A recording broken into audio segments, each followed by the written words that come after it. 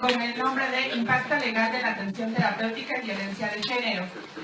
Ella trabaja en el despacho Royce Abogados y es consultora de la Fundación Murey. Es licenciada en Derecho por la Universidad Nacional Autónoma de México. Cuenta con una amplia formación y especialidad en violencia sexual, derechos humanos, violencia familiar, violencia de género, políticas públicas y proceso acusatorio y oral. Es abogada defensora de derechos humanos con perspectiva de género y enfoque de derechos de la infancia. Se ha desempeñado como coordinadora jurídica de la Coalición Regional contra el Tráfico de Mujeres y Niñas en América Latina y el Caribe, como coordinadora del área legal de la Asociación para el Desarrollo Integral de Personas Violadas, como coordinadora jurídica de la Fundación Murey, Mujeres Reconstruyendo Historias, asesora y capacitadora de diversas instituciones públicas y privadas en temáticas de violencia contra las mujeres e niñas y adolescentes. En el Centro de Justicia para Mujeres del Estado de Hidalgo, el Poder Judicial del Estado de Guanajuato, el DIF del Estado de Hidalgo y diversas asociaciones civiles e instituciones privadas y educativas, y es litigante en el sector privado. Los dejo con la licenciada. Muchas gracias. Yo creo que sí nos escuchamos, ¿no? O hablamos por el micrófono. Yo creo que sí nos escuchamos. Si no me escuchan, entonces igual ya me dicen y pues vamos a escuchar. ¿Nos puedes gritar? Bueno, pues mi nombre es Rosalba. Yo digo que los títulos familiares cuando se requieren, ¿no? Entonces, mi nombre es Rosalba. Si tienen alguna duda, solamente tenemos una hora.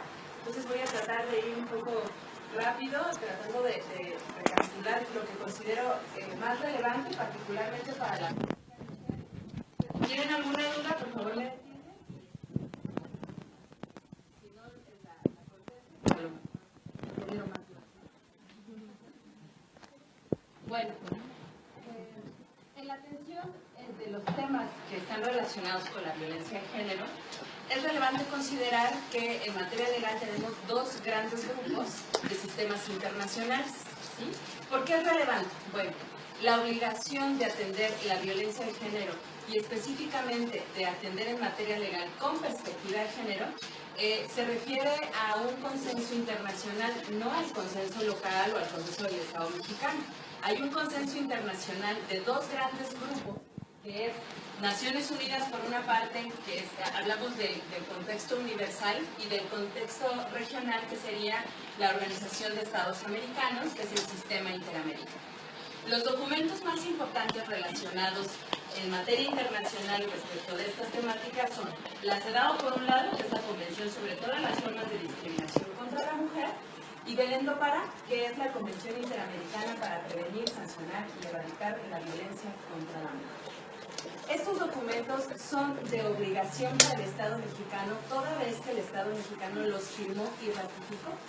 Eso significa que en todas las instancias gubernamentales, todas las autoridades en el Estado mexicano están obligadas a conocer y a cumplir lo que en estos documentos se encuentra. ¿Existen más documentos? Hablando del contexto universal, global, tenemos la Carta de Naciones Unidas, que es la Declaración Universal de Derechos Humanos, el principal documento, pero después vienen todos estos instrumentos internacionales, ¿sí? Como ustedes deben conocer, en el 2011 hubo una reforma sumamente importante en materia de derechos humanos en el artículo 1 constitucional, que significa que es obligatorio del Estado mexicano, no nada más porque los instrumentos en sí mismos lo señalen, que son ratificados, que son firmados y ratificados, sino que específicamente el hecho de que en la Constitución hoy día lo señale, significa que en materia de derechos humanos, específicamente en temas de no discriminación e igualdad, estamos obligados a la aplicación de todos los instrumentos internacionales que hayan sido firmados y ratificados por el Estado mexicano. Decíamos, los más importantes en relación al tema que nos ocupa, pues sería justamente la Convención sobre todas las formas de discriminación contra la mujer. Sin embargo, todos estos documentos son de obligación de cumplimiento en el sistema legal mexicano. ¿Sí? ¿Hasta aquí vamos bien? Ahora bien, este es en materia universal, les decía, además del sistema universal tenemos un sistema regional, que es este de la Corte Interamericana. En la Corte Interamericana, bueno, el documento más importante de este sistema regional es la Carta de la Organización de Estados Americanos, y justamente aquí vamos a encontrar también la Convención Americana, la Convención Interamericana para prevenir y sancionar la tortura, etcétera, etcétera. ¿Cuál es el documento más relevante en materia de género? Convención Interamericana para prevenir y sancionar y erradicar la violencia contra la mujer, Belén do Parga. Ahora bien, a partir de estos documentos que son obligación en materia internacional, pues es que se ha estado buscando que haya una transversalización del tema de la perspectiva de género en todos los documentos que hoy día regulan nuestra sociedad, es decir, las normas, las leyes, los códigos, etc., ¿no? Como todavía no se ha podido armonizar todo este sistema que tenemos, todo este sistema legal, lo que hizo la Suprema Corte de Justicia de la Nación es justamente sacar el protocolo para juzgar con perspectiva de género, que no sé si ustedes lo conozcan, ¿no? Es un documento que yo lo traigo en este momento impreso, pero cualquiera de ustedes lo puede bajar porque está en internet. La Suprema Corte de Justicia nada más nos pregunta ahí algunas cosas de para qué lo quieres, si eres litigante, estudiante, psicóloga, hace algunas preguntas como para sus propias estadísticas. Y es un documento que justamente contiene como fundamento estos documentos que les acabo de describir, las resoluciones de la Corte Interamericana, los instrumentos internacionales, primero como fundamento, pero después hace un desglose con respecto a la aplicación que debe haber de estos documentos. A pesar de que en primera instancia estamos hablando de fundamentos estrictamente jurídicos, la explicación ya en el contenido es sumamente sencilla. No necesitamos ser abogadas o abogados para poder entender todas las obligaciones que tienen todas las instancias gubernamentales en relación a la aplicación de la perspectiva de género. Así que cualquiera de nosotros puede acceder a ellos. Lo que hago en la mayoría de los asuntos que yo acompaño, ya hablando de la práctica con mujeres, niñas, niños y demás, las personas ahorita siempre les digo que busquen estos documentos. La mejor forma de que las personas puedan enfrentar el proceso legal es conociendo sus propios derechos. Y entonces no se trata de lo que le diga la abogada o lo que le diga el abogado o lo que le diga el juez o la jueza, que a lo mejor en ese momento no está en las mejores condiciones respecto a la perspectiva de género. Entonces, si la persona conoce sus derechos, se enfrenta a un proceso judicial, es muchísimo más fácil que pueda ejercerlos y sobre todo que pueda exigirlos. ¿Qué encontramos, por ejemplo, en el protocolo para juzgar con perspectiva de género? Por favor. Dice, ¿qué es lo que busca este protocolo? Los impactos diferenciados de las normas. Es decir, los mismos jueces, las mismas juezas, los ministerios públicos, todas las autoridades que intervienen en un proceso legal tienen la obligación de revisar estos impactos diferenciados que existen en las normas. Es decir, la misma redacción puede ser muchas veces que sea violatoria de los derechos humanos de alguna persona y que tenga que ver específicamente con un tema de violencia de género. Les pongo un ejemplo. En un asunto que yo acompañaba, resulta que en la primera audiencia estamos hablando de un tema de violencia sexual con respecto a menores de edad. En el proceso, los niños, era un niño y una niña, llegan a la primera audiencia donde tienen la plática con la jueza y le dicen que su papá los toca, ¿no? Hablando en un tema, insisto, de violencia sexual. La mamá tenía un acompañamiento legal. Su abogado le dice que la única forma de proteger a los niños es solicitando una convivencia supervisada con el agresor, no convivencia libre. Lo que hace entonces la señora es así solicitar en la audiencia. Los niños le dicen a la juez que efectivamente los está tocando su papá y lo que hace la jueza es dictar medidas de convivencia supervisada. Cuando llegan con una servidora me explican que la primera convivencia que tuvieron, pues sobre todo la niña más pequeña, que es a la que más había estado violentado durante varios años el sujeto, pues llegó con una depresión muy fuerte, ¿no? O sea, llegó a dormir, empezó otra vez con enuresis, todas estas características relacionadas con la violencia sexual, porque pues tuvo que convivir con su agresor. Después de que ya dijo, me está pasando esto, le dice a su mamá empieza un proceso, se lo dice a la jueza, sin embargo, lo obligan a convivir con su agresor. Entonces, cuando ella lo comparte, pues yo le digo, pues hay que solicitar la suspensión de estas convivencias de inmediato. Cuando sí se lo solicito a la juez me dice, en el código, bueno, en general en la mayoría de los códigos, pero particularmente en el código de procedimientos civiles del Estado de México, dice que todo lo que se resuelva en primera audiencia como medida provisional no cambiará o se transformará sino hasta la sentencia. Y que como ella ya había dictado una convivencia supervisada, pues que yo lo sentía mucho, ¿no? Casi es lo que me contesta. O sea, yo lo siento mucho, la señora tiene su abogado y esto fue lo que me solicitó y yo no puedo hacer nada más. A partir de lo que les acabo de comentar, haciendo uso de todos estos instrumentos internacionales que hablan del principio pro persona, de la perspectiva de género, del interés superior de la infancia, etcétera, etcétera, fue una pelea bastante ardua. Pero finalmente la jueza accedió a hacer la suspensión de estas condiciones. No porque la norma diga que estas condiciones no van a cambiar sino hasta la sentencia, porque son medidas provisionales, etcétera, etcétera, tendrían que prevalecer cuando estamos hablando que existe un interés superior, que es el interés superior de la infancia. ¿Hasta aquí vamos bien? Sí. Bueno, entre otras cosas, la interpretación y aplicación del derecho de acuerdo a roles estereotipados sobre el comportamiento de hombres y mujeres. ¿No?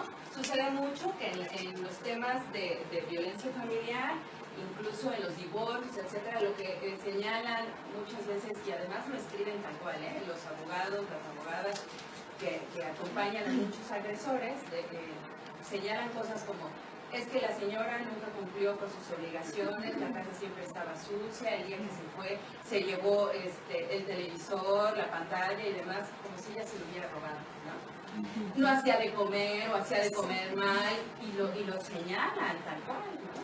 Entonces también es nuestra responsabilidad, oye, su señoría, tienes que observar que lo que está señalando justamente, ¿no? Incluso por escrito, la contraparte es que no está cumpliendo con su rol, ¿no?, de mujer.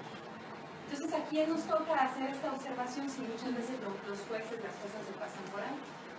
A quienes acompañamos, pero no siempre solamente acompañamos a abogadas y abogados. ¿Qué otros especialistas acompañan a estas mujeres o a estas personas que están viviendo violencia?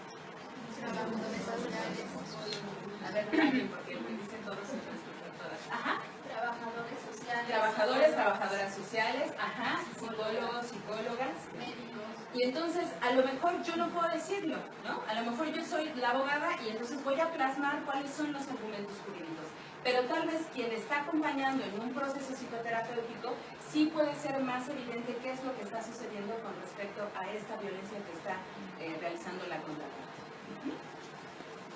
Las exclusiones jurídicas producidas por la construcción binaria de la identidad sexo y o género, ¿no?, que ahorita, bueno, no sé si ustedes sabían, pero había por ahí un asunto que fue llevado incluso a la Suprema Corte, porque en las instancias de seguridad social solamente las mujeres podríamos acceder a las guarderías, no así los hombres, ¿no?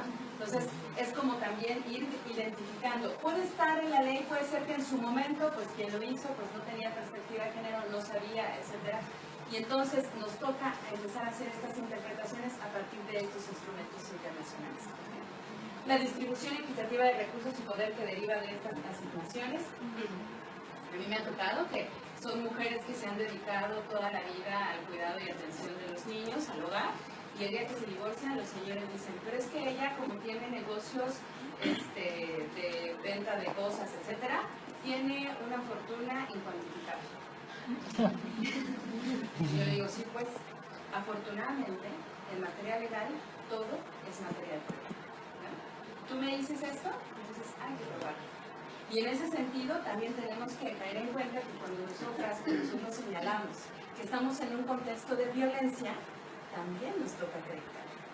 Y que muchas veces, si no es violencia física, pues a lo mejor no hay evidencia física también, o material, ¿no? Que estamos hablando que hay una afectación grave, ¿no?, en la persona porque ha tenido una violencia de 5, 10, 20, 30, 40 años, ¿no? Y que puede ser que sea en el sentido de que su propia historia maneja una indefensión aprendida, hay una ambivalencia emocional, etcétera, cosas que yo como abogada pues podría señalarlas, pero después va a decir, ¿tú qué sabes? ¿No? Tú no eres igual. Y entonces, nuevamente, ¿quién entra ahí para poder acreditar este tipo de elementos? Ustedes. La legitimidad de establecimiento de tratos diferenciados en las normas, resoluciones y sentencias. Además, sucede mucho. Esto también me parece que es sumamente relevante. Muchas veces las personas no saben que cuando se registra un niño o una niña, el hecho de que tenga apellidos de papá y mamá significa que tienen una guardia y custodia compartida. En el momento en que cualquiera de los dos se lleve al niño o a la niña, no comete delito. Muchas mamás dicen, es que se lo llevó y nos separamos, pero pues yo le estaba dando chance de que cambiara y que lo repensara, etc. Y se llevan al niño. En ese momento no podemos realmente denunciar una sustracción ilegal del lado del menor de edad, porque en sentido estricto tienen la guardia y custodia ambos. Entonces, si vamos y solicitamos ante una autoridad jurisdiccional la guardia y custodia, en las medidas provisionales generalmente los jueces señalan que el niño o la niña se quede en el lugar en el que se encuentre para no sustraerlo de su ambiente natural. Entonces ahí tenemos un tema súper riesgoso, porque si el sujeto que ejerce violencia se llevó al niño o a la niña como elemento de poder para seguir ejerciendo violencia, porque muchas veces ni siquiera son quienes se dedican al cuidado de atención, porque nunca lo hicieron, ¿no? Y entonces los llevan a la casa de la abuela, de la hermana o de su pareja en ese momento para que se haga cargo de los niños y las niñas. Entonces, en esos momentos también lo que tenemos que verificar es que si nosotras o nosotros denunciamos frente a una autoridad que hay una situación de violencia, ¿qué tenemos que hacer? Acreditarlo. La sola manifestación no va a tener un efecto inmediato, ¿no? Y entonces, reitero, ¿quiénes nos van a ayudar en esas temáticas? Las psicólogas, los psicólogos. La tarea que ustedes tienen es sumamente importante porque muchas veces, o la mayoría de las veces, las instituciones gubernamentales que tienen sus propias áreas de psicología no están especializadas ni en infancia ni en violencia. Y lo mismo atiende la perita, atiende al agresor, que atiende a la víctima, que atiende al papá, a la mamá, a los niños, y pues ustedes saben que eso pues incluso está contraindicado. Y hacen los dictámenes de ese momento. Yo puedo argumentar, podemos argumentar justamente a las con las personas que acompañamos, que pues no es una decisión adecuada, que el dictamen, la información que se está proporcionando, pues no requiere la especialización para un caso de esta naturaleza. Pero necesitamos apoyarnos de las áreas especializadas para ello, y es ahí donde entran ustedes. Por favor. Ahora, tengo que correr.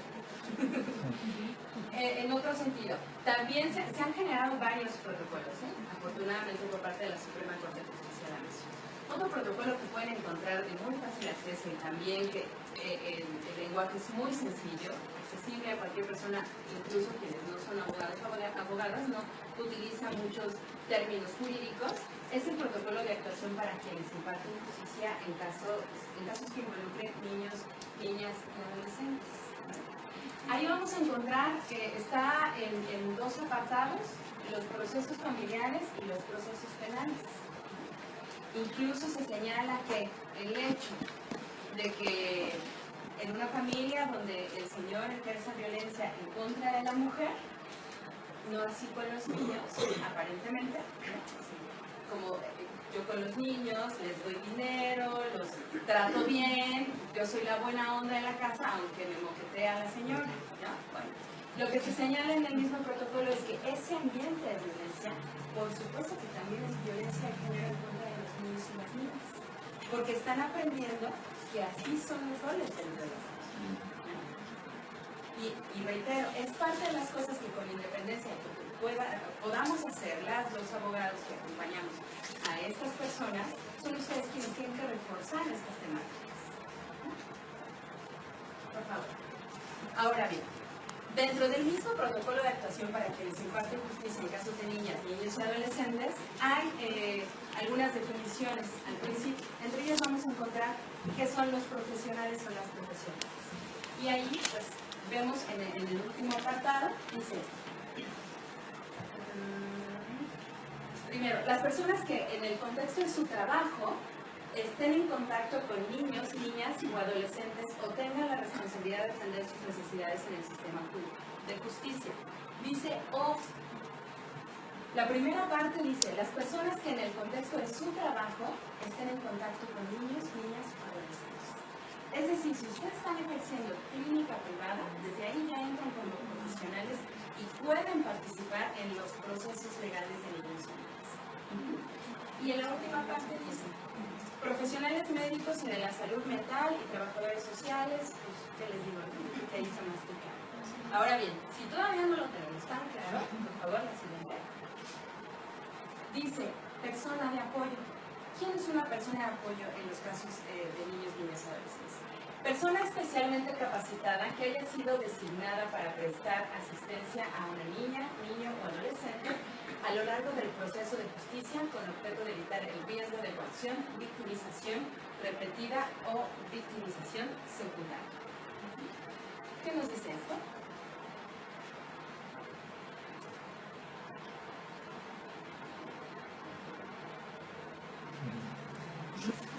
Participar, Por supuesto que un clínico que tenga una intervención, una revelación de un posible abuso, aunque no pertenezca al sistema de procuración de justicia, puede participar como una persona que apoya al niño en la toma de una entrevista. Es correcto. Y no solamente niño o niña, también las personas adultas. Cuando estamos hablando de temáticas como violación, trata de personas y demás, personas de apoyo podemos ser también las psicólogas o los psicólogos tratantes, quienes les están dando el acompañamiento, ya sea de manera privada, ¿no? O perteneciendo a alguna asociación civil. La misma ley no restringe que estos acompañamientos que hoy día tratan de dar como esta visión de derechos humanos y de principio por persona a las víctimas, no restringe que sea exclusivamente el personal de las instituciones gubernamentales.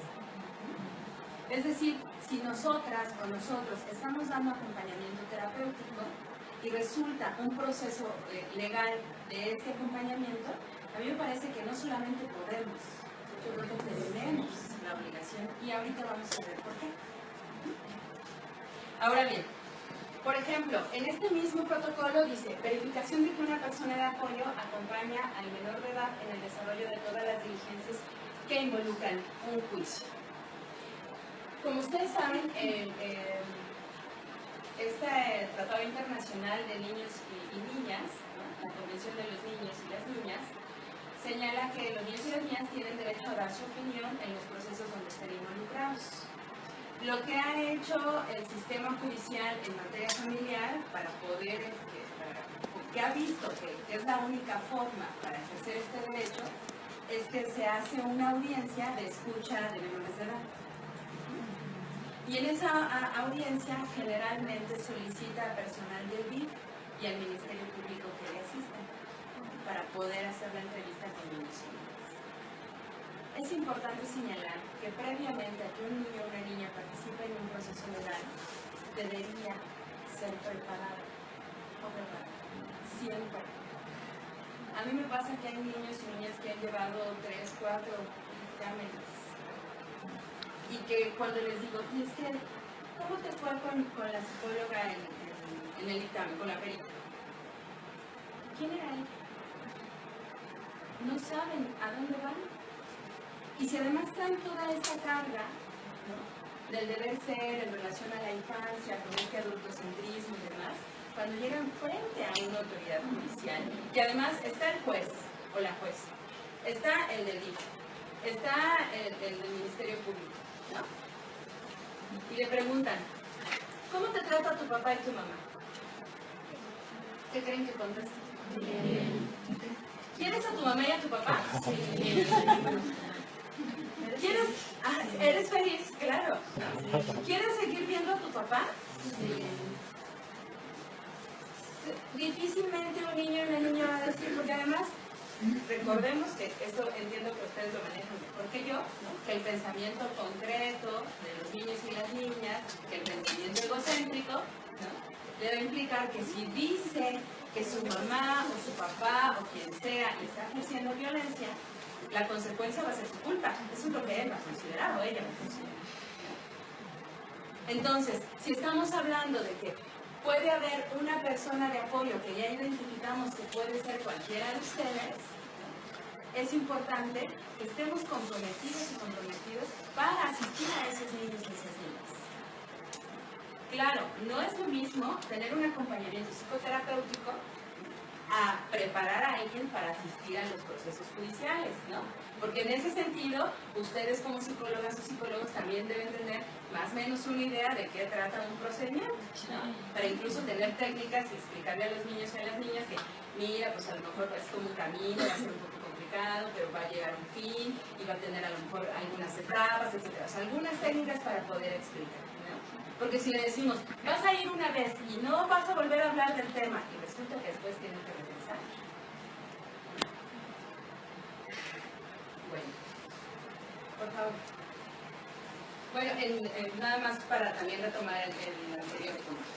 En un proceso que estaba acompañando también de violencia sexual en materia penal, el juez, muy comprometido con los derechos de los niños y las niñas, dice: para poder llevar a cabo esta entrevista con la niña, vamos a asignar una persona de la Procuraduría para que se familiarice y entonces para el día de la audiencia pueda estar presente. La niña ya llevaba 4 dictámenes diferentes. 4 personas distintas. Si la niña tiene un proceso psicoterapéutico, ¿quién es más conveniente que la acompañe a estos procesos? Por mucho que el juez, muy sensible con la temática, diga que se familiarice por lo menos 15 días, pues eso sigue siendo victimizante para la niña. Ahora bien,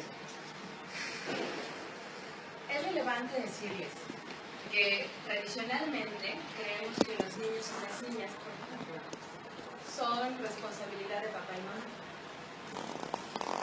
Y el Estado lo cree.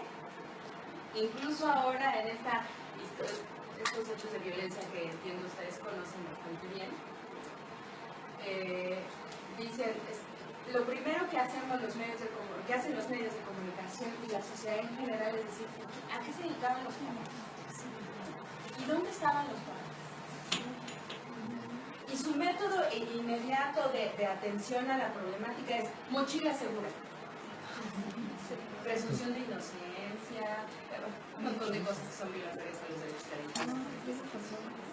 la ya sé, ¿qué dijeron? Preparatorios militarizados. Bueno, tenemos una mala noticia del Estado mexicano. Los niños y las niñas son responsabilidad de todos y de todas. ¿No? Por supuesto que nosotros como profesionistas tenemos una obligación mayor por el tipo de actividad que realizamos, ¿no? Porque podemos tener más contacto con la persona, podemos conocer de primera instancia a lo mejor la situación de violencia que puede ser no tan abierta como ocurre en los temas de violencia sexual, que pues son de naturaleza oculta, y que si son de familia, pues la ropa sucia se lava en casa, etc. Bueno, particularmente, dice el artículo 12 de esta ley general, es obligación de toda persona que tenga conocimiento de casos de niñas, niños y adolescentes que sufran o hayan sufrido en cualquier forma violación de sus derechos, hacerlo del conocimiento inmediato de las autoridades competentes, de manera que pueda seguirse la investigación correspondiente y, en su caso, instrumentar las medidas cautelares de protección y de restitución integrales precedentes en términos de las disposiciones aplicables. Esto se ha tenido que poner en una ley porque, como les decía hace un rato, existen los tratados internacionales que ya lo contemplan. Pero dado que generalmente la aplicación deviene de las normas locales, para que no tengan que revisar estos instrumentos internacionales, se han generado estos problemas. ¿Y qué nos dice este artículo 12 en particular? ¿Qué les dice a ustedes? Que todos tenemos que denunciar. De alguna manera pone una excepción a lo que es el secreto profesional, porque de lo contrario, uno como terapeuta se queda con un dato de una cuestión penal y de alguna manera está de cómplice en el hecho. Entonces, mucho es el asunto del secreto profesional. Claro, en los espacios que he tenido oportunidad de compartir estas situaciones, particularmente cuando son psicólogas y psicólogos, lo primero que me dicen es el tema del secreto profesional. Y entonces, ¿por qué hablamos del tema de la infancia? Bueno, como ustedes saben, el tema de género pues no nos habla específicamente de mujeres, ¿no? Nos habla de estos grupos que estructuralmente, históricamente han sido subordinados o subordinadas, ¿no? Y estamos hablando de uno de estos grupos, claro que es la infancia, ¿no? Y que en esta característica particular de la infancia tenemos el interés superior de la infancia. Y que muchas veces esta interpretación del interés superior de la infancia, si no hay una perspectiva de género, pues afecta a los derechos de los niños y las niñas. A mí me pasa mucho que en los procesos judiciales dicen que la convivencia con los agresores es a partir del principio del interés superior de la infancia, que porque el niño o la niña tiene derecho a tener una familia y a convivir con mamá y papá. Pero eso no es una lectura, ¿no?, con perspectiva de género y de la realidad con el interés superior de la infancia, ¿no? El interés superior de la infancia es complejo, sí, ¿no? Nos llevaría mucho tiempo explicarlo, lo voy a decir como muy puro, ¿no? Tiene que ver con el hecho de que si estamos hablando de dos intereses que se contraponen, tenemos que revisar quién está en mayor vulnerabilidad y que en caso de que no se ejerza podría tener mayores consecuencias o consecuencias más gravosas. Si estamos hablando del interés superior de la infancia con respecto a que tenga el derecho del niño o la niña de convivir con su familia, pero el hecho de que conviva con su familia le va a implicar una afectación mayor a su proyecto de vida, etcétera, etcétera, pues que va a prevalecer, ¿no? Cuando estamos hablando justamente del secreto profesional en el acompañamiento psicoterapéutico, tenemos que revisar el caso en concreto. No podemos generalizar. Si estamos hablando de que existe un niño o una niña en riesgo por un tema de violencia sexual o incluso su integridad, su vida, ¿no?, mujeres que estamos acompañando y que su vida también está en riesgo, pues entonces tenemos que revisar cuál es nuestra responsabilidad también como profesionales que acompañamos. ¿Algún comentario? Siento que voy muy rápido. No. No estamos tan muy. Por favor. Ahora, si no nos ha quedado claro, ahí les va. En materia penal, los delitos se cometen por acción u omisión. Y además hay una omisión que se llama de comisión por omisión, que significa que cuando tú tienes la responsabilidad respecto del resguardo de un bien jurídico, tienes mayor obligación todavía, es como un agravante, digamos. Les pongo un ejemplo muy sencillo. El salvavidas. Si alguien se está ahogando, tiene mayor obligación, ¿no?, porque es su chamba.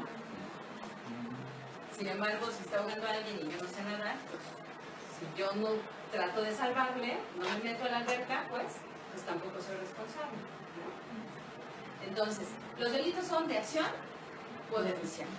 Y en ese sentido, particularmente en el apartado del Código Penal para la Ciudad de México que señala los delitos relacionados con violación, abuso sexual y hostigamiento sexual cometido a menores de 12 años, en el 181 cuarter, ¿alguien me ayuda a leer, por favor? Cualquier persona que tenga conocimiento de las conductas descritas en los artículos anteriores y no acuda a la autoridad competente para denunciar el hecho y evitar la continuación de la conducta, será castigada de 2 a 7 años de prisión. Muchas gracias. Independientemente de esta obligación que tenemos del cuidado de niños y niñas, de todos y todas los que hay en este país, ¿no?, habla respecto de una obligación en particular. Tenemos conocimiento de un hecho de esta naturaleza, tenemos que hacer la luz. Per se existe la obligación, decíamos, que hay delitos por omisión, si somos responsables, ¿no? Pero además, si no nos queda claro, el legislador lo puso en el código. Ahora bien, no con esto quiero decir que ustedes se enteran de algo y corran a denunciar, pobre niño o niña, lo sacan de ahí, se lo llevan a Casitas del Sur o con Mamá Rosa y Porque además, desafortunadamente, pues yo tuve conocimiento de que muchos niños y niñas que pudieron rescatar de Castillas del Sur, lo que hicieron fue regresarlos a sus casas. Cuando además los habían sacado por contextos de violencia que eran insostenibles, niños quemados, y los regresaron a sus casas. Y además, pues esto, entiendo que incluso hubo niños y niñas que se suicidaron cuando los regresaron a sus casas. Entonces, no es tan simple, pues, porque hay una obligación, pero también hay que revisar cuál es el contexto, cuáles son las redes de apoyo de los niños y las niñas, porque por supuesto que también el ir a denunciar y que lo saquen de su casa, pues a veces también no es como lo más viable. Por eso es relevante revisar caso por caso y que además pueda ser un equipo quienes podamos acompañar. Porque a lo mejor ustedes tienen el detalle respecto al acompañamiento psicoterapéutico, pero a lo mejor alguien más, la maestra de la escuela, conoce a la tía, ¿no? No sé. Revisar caso. Ahora, justamente respecto de esta responsabilidad que tenemos como profesionistas, les quiero platicar un poco de mi experiencia del día a día. Es muy común que sobre todo niños o niñas que viven contextos de violencia por estas características que tenemos de la infancia, ¿no? Que ya platicamos hace un rato, por estar en el mismo contexto, porque obviamente no existe una violencia sexual, pues no nos puede caer en mente como niño o niña qué está pasando, ¿no? Nuestro registro no da para entender que eso que estoy viviendo es violencia. Porque además muchas veces las dos agresoras dicen lo hago porque te quiero. Y además, si tú le dices a alguien, entonces puedo matar a tu mamá, me van a meter a la cárcel. Y entonces la persona que está siendo victimizada dice, es que no me gusta lo que haces, pero no quiero que te metan a la cárcel. Y además, cuando un niño o una niña lo dice en su casa, en su familia, pues se rompen muchas cosas, ¿no? Las mujeres muchas veces tienen que salir de sus domicilios, muchas veces no salen de sus domicilios, se quedan con los agresores, etc. Y resulta que para que una mujer pueda llegar a hacer una denuncia por una situación de violencia, yo tuve que romper con muchas historias que tiene en su cabeza, ¿no? Como todas estas etiquetas de lo que debe ser una familia, de lo que debe ser ella y de cuánto tiene que aguantar como madre, como esposa, ¿no? Etc. Entonces llega el día de la denuncia, hace la denuncia y ya sea ella, los niños, dependiendo del tipo de violencia que hablemos en particular, son evaluados o evaluadas psicológicamente con una perita, que la mayoría de las veces, reitero, no tienen idea de los temas de perspectiva. Entonces, me pasa muchísimo. Les quiero compartir este caso. Son alrededor de 15 niños, entre niños y niñas de educación preescolar, que ya abrieron, o sea, ya dijeron tal cual que el maestro de danza los tocaba. Estamos hablando que tenía como 4 grupos. Estamos hablando de alrededor de 60 niños que están involucrados, pero solamente 15 son los que ya han atendido. Se han hecho las denuncias, algunos papás decidieron hacer denuncia, otros no, porque además curiosamente alguien conocía a una psicóloga, no sé si de su familia, vecina, no sé, y reunió a varios, eran alrededor de 10 padres de familia, entre padres y madres, y 2 psicólogos les dijeron, pues eran chiquitos los niños, que lo van a olvidar, que se resuelve dándoles mucho amor. Apóyenlos más que nunca, denles mucho amor, apapáchenlos más que nunca. Son muy pequeños, lo van a olvidar. Varios de esos papás y mamás decidieron entonces no denunciar. ¿Para qué? Les van a causar más afectación. Algunos otros y otras no se quedaron con eso, buscaron otras opiniones profesionales, pues están en procesos y hoy día tienen acompañamiento. ¿Esta opinión profesional no constituye una conducta dolosa y una apología del delito? podríamos decir que sí, la cosa es que tendrían que estar quienes vivieran esta situación dispuestos a hacer una denuncia, por ejemplo. No puede haber una instancia tercera que ante... Perdón, casi no digo. No puede haber una instancia tercera que al ver este dictamen o esta opinión con una contraopinión pericial iniciar proceso. Pero la cosa es que en los temas legales implica un esfuerzo y es un caminar. Y es ahí donde la gente luego decide mejor no hacer. Ajá. Yo creo que hay varios factores, pero uno de ellos, en mi experiencia, es que no estamos sensibilizados en esta temática de la violencia, aunado en la parte sexual, porque es esto, ¿no? Es contraproducente. Justo en la violencia sexual hablamos de varios criterios, pero tres principales: no es lo mismo acoso, abuso, violación. Y normalmente en este tipo de temas de violencia sexual, pasa que son familiares, son papás, son tíos, y entonces hablando de este caso que es un maestro, le dicen, es muy peculiar, es muy chistoso lo que voy a decir, pero es contraproducente, que estos psicólogos, respeto, no cada quien, le digan, denles amor, cuando eso es la parte que ellos llegan para cortejar a un niño, acosarlo en abuso sexual, Generalmente son con dulces, seductores, con los engaños agresores. y con amor. Entonces, para mí sí me impacta como a varios de sus compañeros, porque no es contraproducente y justo es porque no estamos sensibilizados en el tema de la violencia y muchas veces ese es el problema en las audiencias o con las mujeres que son sobrevivientes de violencia en cuanto al maltrato infantil. ¿Por qué? Porque van de la mano, se trabaja bajo un conjunto multidisciplinario. Y muchas veces pasa esto también con las mamás, que lo saben y se quedan calladas, no dicen nada por miedo a su pareja o a dejarlos por estos estereotipos que tienen.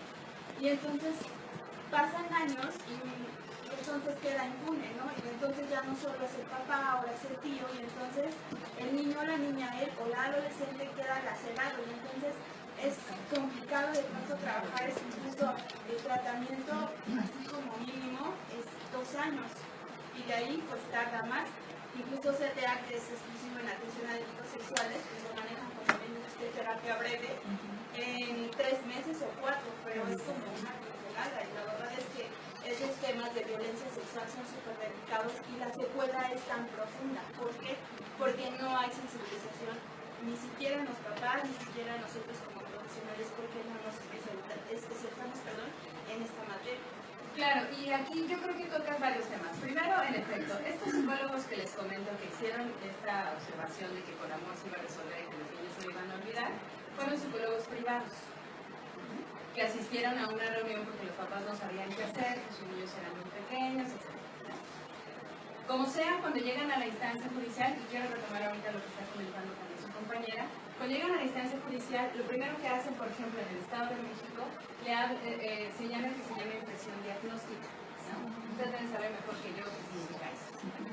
Hacen una impresión diagnóstica, pero señalan que toda vez que tiene indicadores relacionados con violencia sexual, para profundizar, requieren un dictamen en psicología. Entonces, digamos que al sujeto lo pudimos llevar a proceso y está guardado. Para ampliar pruebas, dado que la misma psicóloga nos está sugiriendo un dictamen, pues decimos, dale un dictamen, y hace el dictamen, ¿y qué creen que nos dice en el dictamen la psicóloga? No sé si se alcanza a ver. No aparecen indicadores de niños víctimas, más bien es la cara que podríamos apagar, ¿no? No aparecen indicadores de niños víctimas de agresión sexual. No con esto se quiere decir que no haya pasado el evento referido, ya que aún mantiene pensamientos sobre la agresión sexual. Sin embargo, cuenta con redes de apoyo necesarias para afrontar las adversidades. ¿Esto es real, eh? No, sí, O sea, esto me lo dieron el lunes. Sí. Digo, pensando en un proceso penal, los abogados de las dos partes tienen que hacer la construcción de su caso, porque es su obligación dar la mejor defensa posible a su cliente. No, es que me va a dar retroalimentación, mejor que volamos. Ok. Si no, no voy a poder, me voy a poner nervioso con el micrófono. Sí estamos en confianza. Cada abogado tiene la obligación de construir el mejor caso posible para su defendido.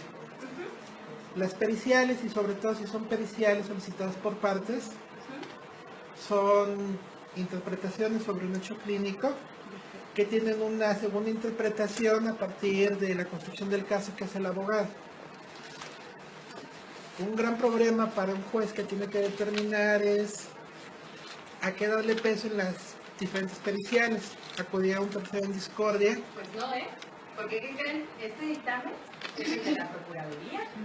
Es que allá voy. Si el juez es un doctor en Derecho Penal, Que generalmente lo son. Dicen, no más voy a hacer ahí una. Dicen que los jueces se creen dioses. Los magistrados están seguros que lo son. Imagínense. el magistrado no tiene elementos tiene elementos jurídicos para la construcción de decisiones, pero no tiene elementos para que esa decisión esté soportada bajo una interpretación de algo tan extenso como sería interés supremo del niño y del adolescente. Es mi calificación. Sí, la gente me puso 10, o sea que ya se acabó todo. El Bueno. punto es que Ajá. hay que hacer una articulación más fuerte entre el saber psicológico y el saber jurídico, y reconocer que el saber psicológico, en cuanto se engarce con lo jurídico, también entra dentro de la cuestión de interpretación, incluso de corrupción del saber. Miren, por ejemplo, el tema de la violencia sexual en particular, en materia penal, es un delito que se le llama formal. No requiere un cambio material en el mundo para que se pueda acreditar. Es decir, un homicidio, pues tiene que haber una persona que haya fallecido, ¿no? Sin vida. Evidentemente hay un cambio material. Una aportación de arma prohibida. Es formal, ¿no? Con el simple hecho de tocarlo, yo ya estoy ejerciendo o estoy consumando el delito. ¿Sí? Bueno, los delitos sexuales son formales. No necesitan una consecuencia. Los dictámenes en psicología en sí mismos ni siquiera tendrían que ser requisito para acreditar delitos. Sin embargo, como estamos hablando de delitos de realización oculta, no hay testigos, evidentemente, hay muchas cargas que las que comentaba su compañera en relación a la víctima para poder hacer una denuncia, hablar de detalles, etcétera. Que nuestro único elemento muchas veces pues es reforzarlo con el tema de un trabajo psicológico adecuado.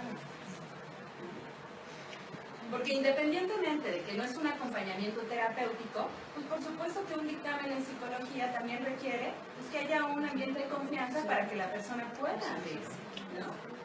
Y ahí me gustaría agregar que a menos de que el psicólogo haya sido testigo presencial del hecho, ningún psicólogo, por bueno que sea, puede dar... Yo tampoco, como acompañante legal, no es que nadie, solo la víctima.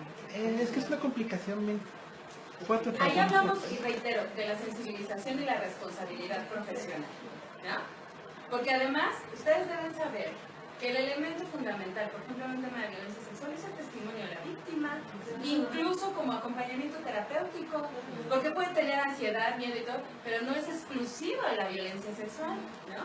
Y eso en un juicio nos lo puede tirar la defensa y le va a decir a la perito, y eso está relacionado también con alguna otra característica, por la edad, por la adolescencia, por no sé, el mismo ámbito de la familia, etcétera, cuando el agresor es de fuera, etcétera, y nos tiran el proceso, ¿no? Entonces, si este dictamen dice que la niña habla de la situación de violencia, ¿eso no sería un indicador?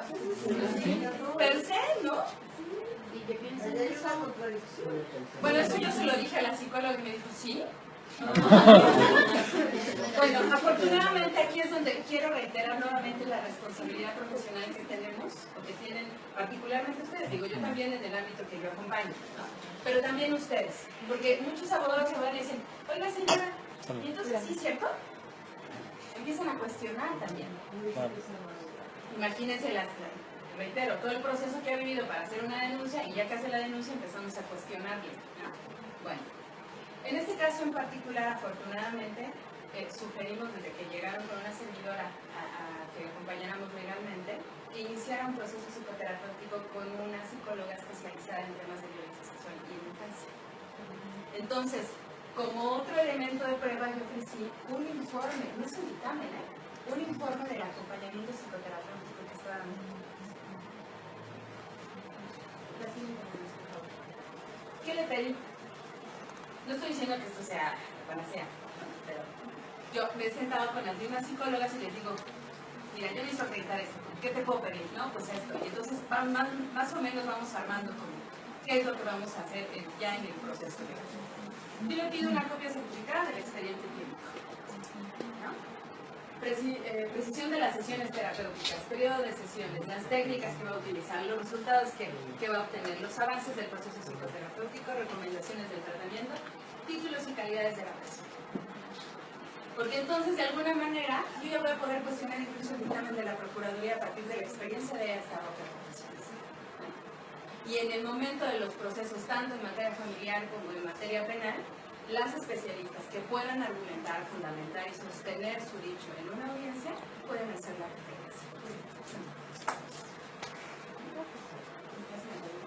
Descanso. 5, 4, 3, 2. Bueno, y aprovechando que está aquí la maestra de Vicky, yo siempre he dicho muchas veces que ayúdenos. En los procesos legales luego yo no tengo para dónde hacerlo. ¿En qué sentido?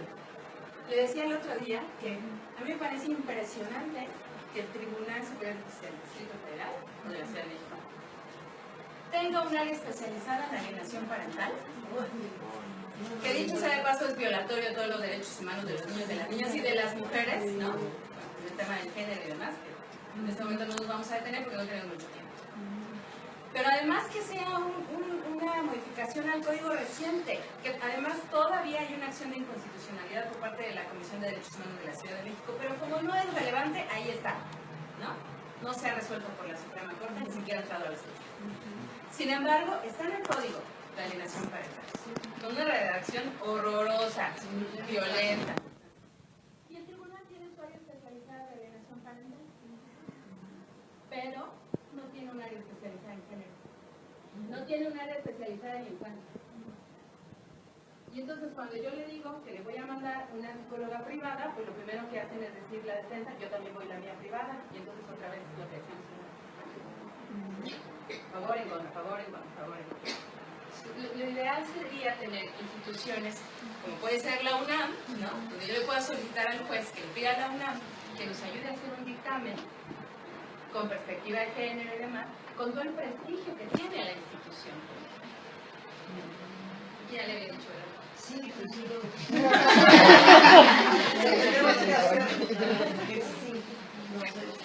Nos están llegando muchos casos de alienación parental. A mí se me paran los pelos de punta. Y imagínate. Y entonces, y bueno, ustedes no están para saberlo, pero dentro, aquí dentro de la plantilla de profesores, hay una profesora que de la UNAM, que es perito, y que es especialista en alienación parental. Y aquí, o sea, no sabe qué género tiene idea, no. Entonces, y es la autoridad, además. No, pero es que hay que luchar contra la corriente. Ella todavía no es la autoridad,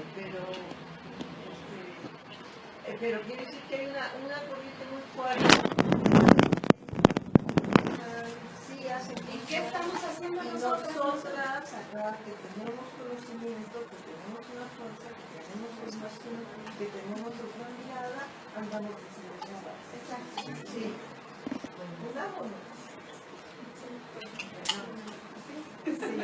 Tal cual, eso es, entre otras cosas, ¿no?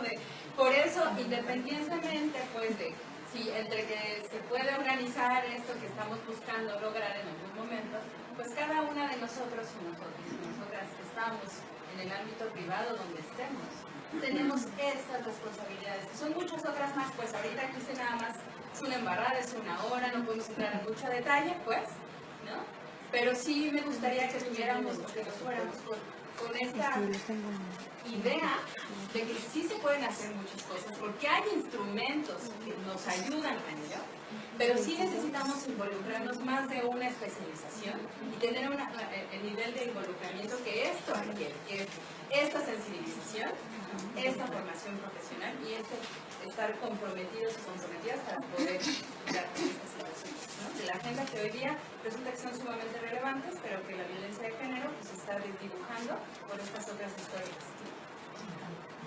Y creo que ya. Y mi tiempo se acabó. Gracias. Tenemos tiempo para una pregunta. No sé si alguien tiene alguna. Yo quiero hacer una pregunta. Sí, a mí me queda primero una reflexión acerca del compromiso que tenemos, sí, sensibilidad lo que falta, pero también como herramientas conceptuales para entender la violencia sexual.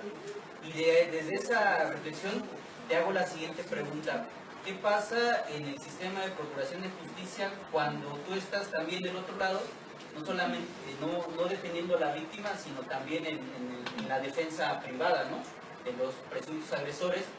Cuando nunca he estado de ese lado, pero... Bueno, yo he tenido la fortuna, y lo digo así, de estar en ambos lados, y me he encontrado dictámenes así como están los de la Procuraduría, que dicen muchas cosas y no dicen nada, y como psicólogo dices, están llevando a cabo una prueba diciendo que hay daño psicológico, pero yo veo una mala metodología, una estructura deficiente, unas conclusiones totalmente pues, interpretativas.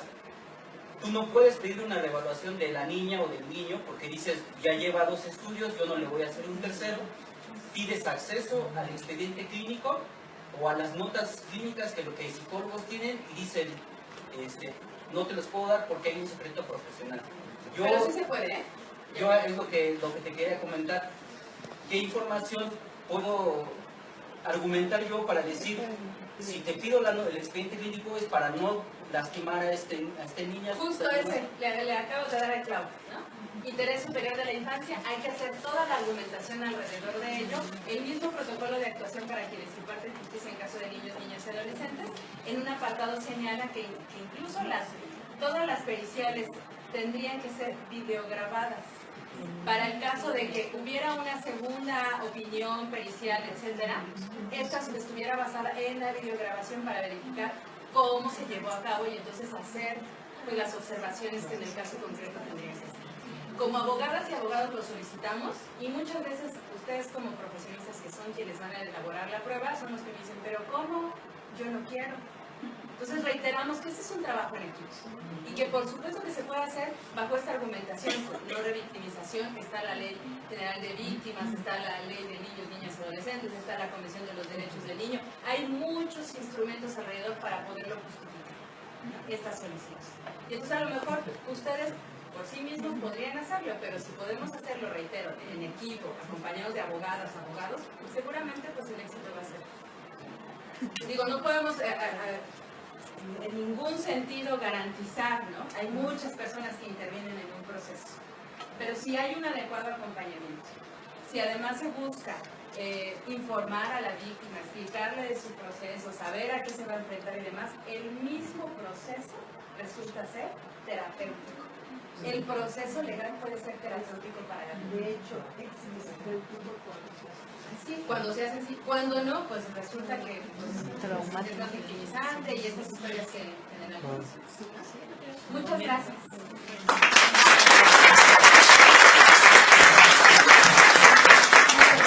Agradecemos a la licenciada Rosalba por su participación. Perfecto. Les voy a resumir bien.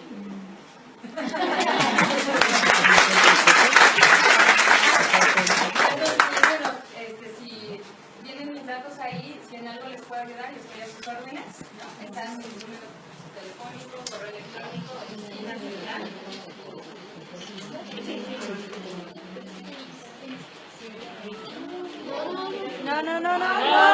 No con pantalla negra.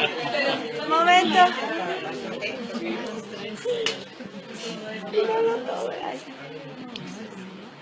No me voy a ir, aquí me voy a quedar.